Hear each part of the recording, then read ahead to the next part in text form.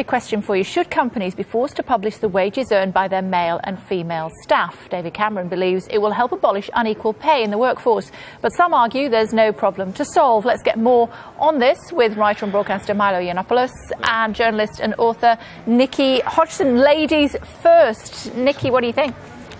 I think it's a great idea. It's brilliant that David Cameron hasn't embraced this initiative, which I actually think came from Labour originally.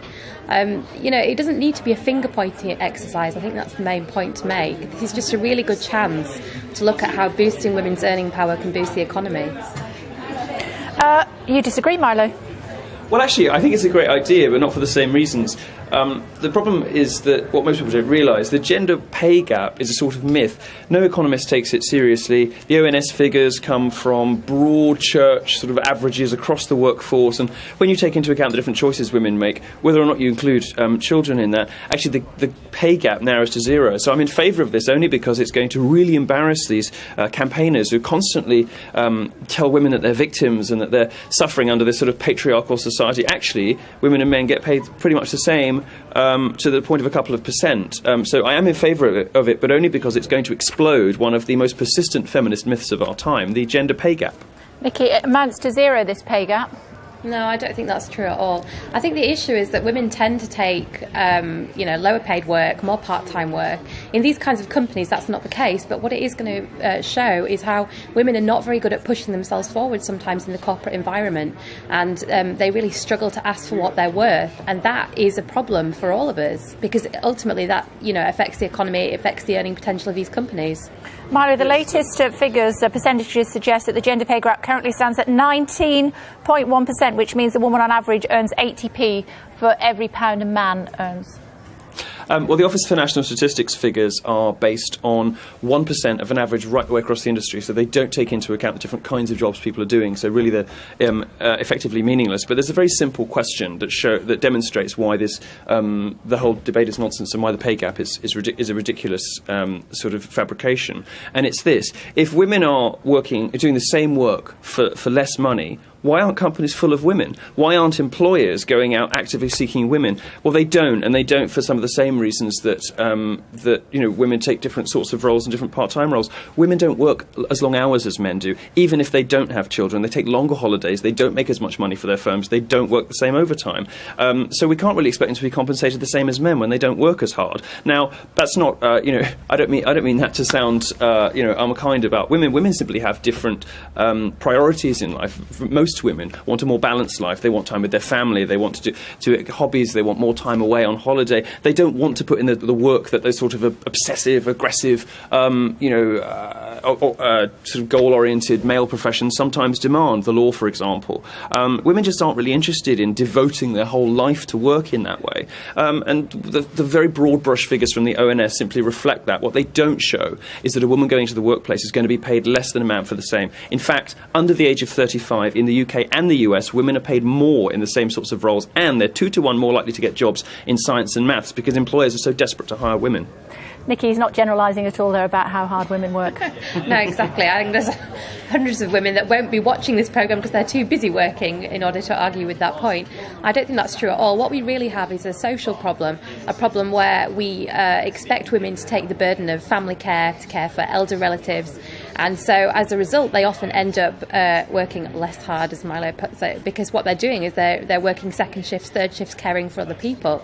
What we need is a culture change to allow women to be able to work just as hard as men if they so choose, and that isn't happening yet. But what would be good about publishing these results is that it would pave the way for a conversation about how society is structured so that women aren't able to function as highly as men are in some professions. Oh, you were too gentle with him. Milo, are you suggesting for 1 second that I do not work as hard as my male colleagues? I take more time off than my male colleagues. Well, I think, and I am not in any way as committed as my male colleagues. I think, and I mean this in the nicest and most complimentary way possible, you're probably atypical in most respects as a sort of workaholic of either gender. You're probably not typical of women. You're probably not typical of anyone in the kind of work that you do. What I'm talking about is not, bashing women for not putting in the hours. What I'm saying is, in general, women look for different things from life. So they look to fulfill themselves to flourish in slightly different ways.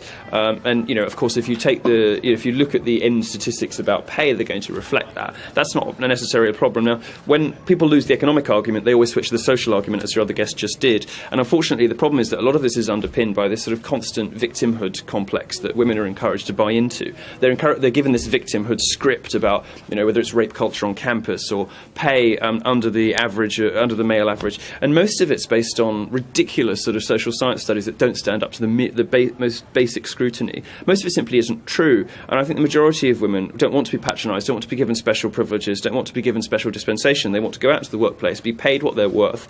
And of course, if they want to raise a family, they're not going to get to be CEO, or not going to get to to be a partner in a law firm. You can't have it all.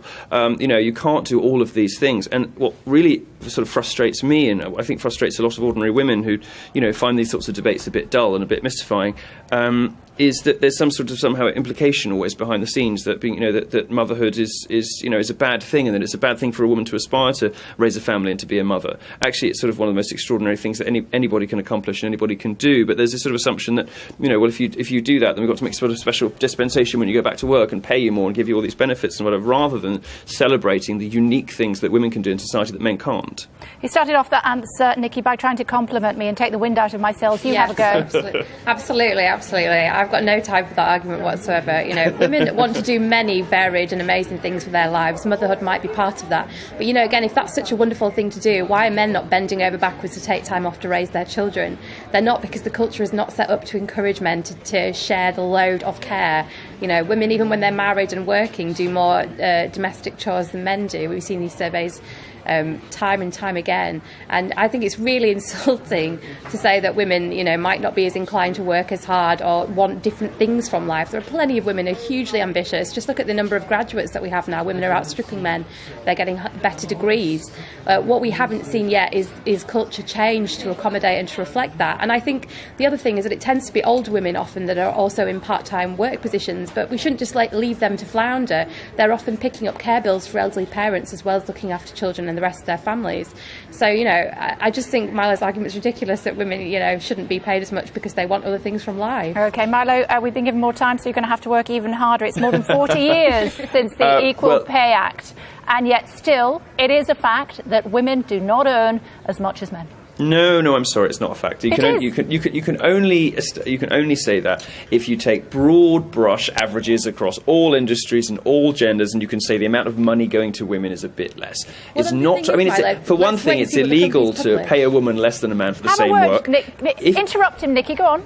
No, it's illegal to pay a woman. If that's the case, then when these results are published, they won't reveal anything. They won't reveal any difference, but they're going to. That's the point. The whole reason David Cameron is encouraging it. I want them to be published, because what they're going to show is that at all stages, all else being equal, the genders are paid the same. Or even what they might show, you're saying the culture hasn't changed. I think your argument's 20 years out of date. The culture has changed, which is precisely why there are more women going to university, more women graduate from university, they're getting higher grades, they're 2-to-1 favoured when they go for job applications, particularly in science and technology, and they're paid more, depending on whose figures you believe, up to the age of 30, 35 or 39, it's probably about 35, women are paid more than men. But so whatever gender pay gap you're talking about has already been fixed. But it hasn't. So the good news for you is that there isn't a problem anymore, although there used to be, and that if we do release these figures, which I'm very excited about, they're going to prove me right. So I guess we'll have to wait and see. But that's not true. I mean, the point is the gap is there still, and older women in particular suffer more from it from younger women. We shouldn't just leave older women, to flounder, should we? Just because they were part of a generation where it was even more difficult for them to get on. I'm making a specific explanation about where these figures come from, and you haven't really addressed the point that I'm making. What I'm saying is that you can only create this gender gap when you take a broad brush across all genders, all sectors, all work. That doesn't reflect the different choices people make, and employers shouldn't be forced to pay a full-time salary to somebody who works part-time. You haven't come up with a solution to that, and you haven't addressed the problem with the figures, which is that no serious economist treats the gender pay gap as a problem to be solved. No economist thinks this is a problem because they realise what I'm explaining. Is that male economists or female economists, just to be clear? Well, I mean, where I get most of my figures on this from is from a feminist female academic, Christina Hoff Sommers at the American Enterprise Institute in the US, who looks at the figures from the UK and the US, and she does a broad survey of all economists. I'm sure sure of all genders. But my source for this sort of stuff is generally Christina Hoff Sommers. So she is a female feminist academic who is mystified that this is this sort of feminist myth that won't die. Good for her. Nikki, final thought to you. I just think that we need to see the figures published, because then we can start analysing the data. You know, publishing the numbers without any analysis of it is obviously going to be a waste of time and no use. But I think David Cameron should be applauded actually for this move. We can agree on that much. OK. You've both worked equally hard. Both of you submit your invoices. You both get paid the same. Thanks very much indeed for joining us here on Sky News this afternoon. Thank you.